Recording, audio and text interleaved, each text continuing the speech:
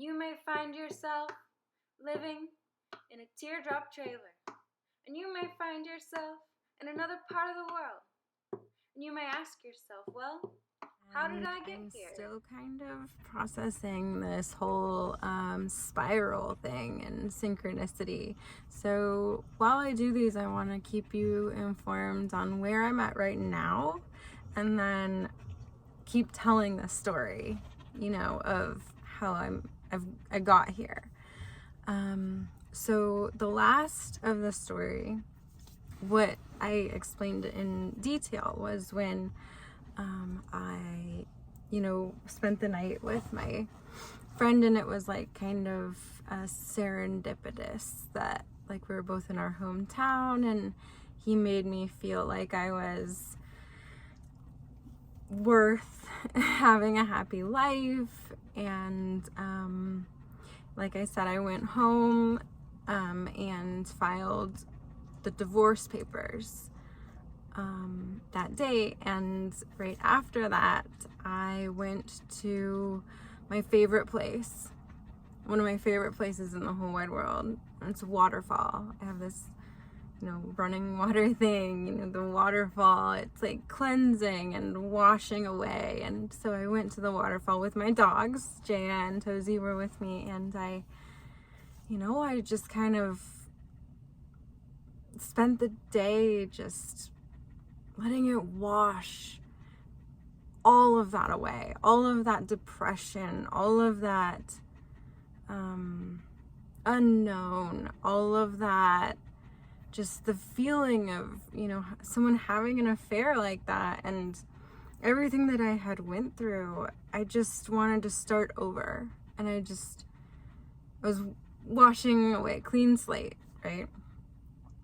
Well, I just went to the waterfall yesterday on my way back home to California, which is now my home, which we'll get there. But and it's like this whole thing where I did it again. I was there with Jaya and Tozy, and I kind of just let it wash over me, and I stared at it forever, and I'm like, I'm starting this cycle again. I am starting the cycle again. I am in this place, this physical location, and I'm washing away the past few years that have been really hard, and where I've been treated worse than I've ever been treated by anybody, and I've been depressed, and I've been sick, and I've been disabled, and all of these things. And I'm starting over, and I'm trying to do things for myself, and I'm trying to really see the value in myself as a person, even with all of my limitations. And so I was there, and I was letting that wash away. But another important thing happened at that same waterfall. That's where my ex-husband proposed to me. So that was in 2014. So then the divorce was in 18, and then now it's 21. So that was like starting a whole new life too, because before that I had been kind of nomadic, and I had a place, but it was very self-sufficient, and I lived by all my friends, and I had these things, and we were moving away. We moved away to this place. We bought a house in the country where we knew nobody, and started this homesteading life. So that was kind of like a washing away and clean slate, and he's proposing, and I swore I was never gonna get married. And so yeah, and the waterfall was only a couple miles from our house, so I would go there a lot with the dogs, and just that was my treat to myself. was to go there and to just kind of take it in, take it in and reset when I needed it. And so I was there yesterday, and I really felt it. I felt that power, that powerful flowing of the waters, and flowing of my life, and flowing of the spiral, and that continuing and needing to continue. And so what happened after I filed for the divorce, I texted my friend, that I met in our hometown, who kind of snowballed the whole thing, and said, when can I come visit? And he said, anytime. And I was like, how about next Tuesday? And so I booked a flight, hopped on a plane, and I went to California to check it out. He said, I feel like this is your place. This is where you belong. These people, the art and everything. And of course, he took me around camping and told me, I'm going to show you all my favorite places and all the beautiful places, because I really want you to move out here.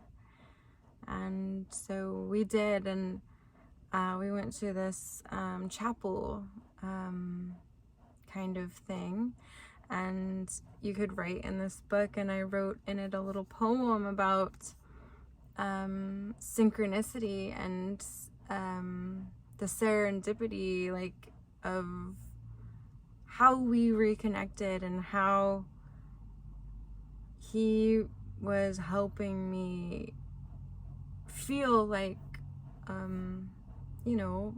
a person that was of value, and that I had a place, and that I belonged somewhere, and really helping me find that and find those people, and the other herbalists and artists and things. And I really felt like, this is my place too. Like, when I stepped off the bus, I was like, oh my gosh, this is it. Like, I never felt home until I was there. And I still feel that. Like, I'm on the road right now, and I'm like, I just want to get home, because it's like a deep feeling that's the place. That's the place where it's gonna happen. And so I came back, and my ex-husband and I, we wrote up our papers, and we agreed on what we thought was fair, and we turned it into the judge, and everything was we were very civil. We were still, being friends and everything. And so I had my yard sale. I let people come through our house and just like take stuff off the walls, because I was like, I need to sell as much as possible, because I have zero money. I have no job. I need gas money. I need whatever to get out there. I didn't have my own bank account. We had a joint bank account, and he made all the money. I stayed home and did the farm stuff. So it wasn't like I was, able to just leave. So I did that. And then I was like, okay, I'm going to go to California again. This was about maybe 3 weeks in between. And this time I had it set up where I was going to go talk to people. I had it lined up where I was going to talk to people for jobs and, different things, internships or apprenticeships or whatever. And I was really determined to make this happen. And the night before my flight, I went to Indianapolis to visit a friend, and we went out to the bars and everything, and I'm going to interrupt that story real quick to say that another part of the spiral was that when I was going to go out to California for the second time, I had booked myself an Airbnb like dome thing in the middle of kind of like a nowhere, like apple orchard, and then there was a vineyard and stuff.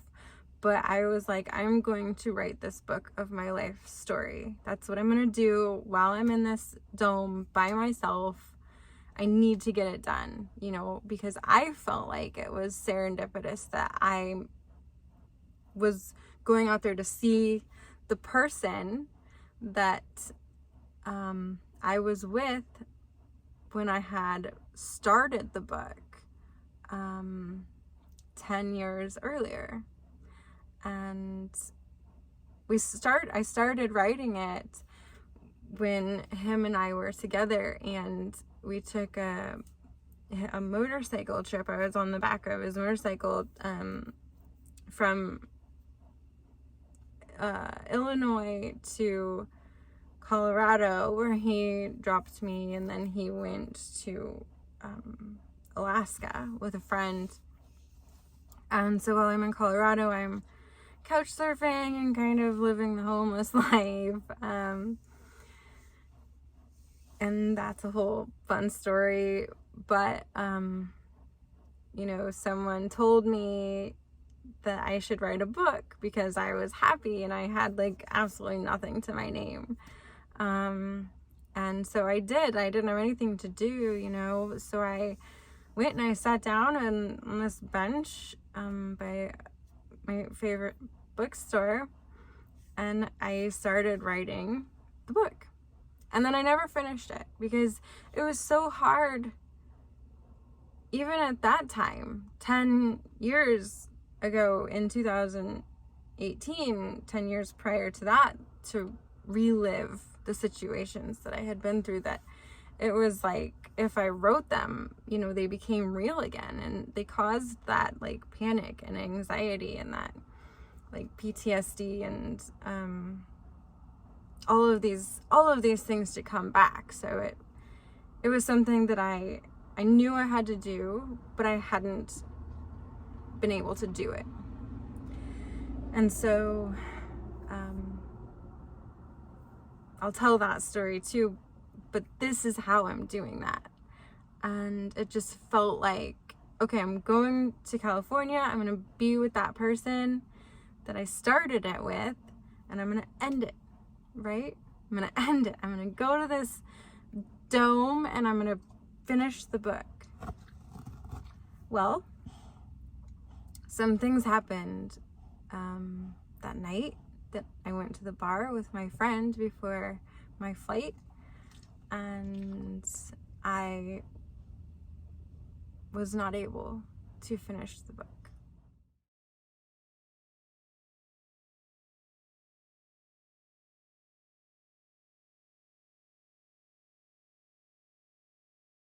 Let the days go by, let the water hold me down. Let the days go by, water flowing underground into the blue again.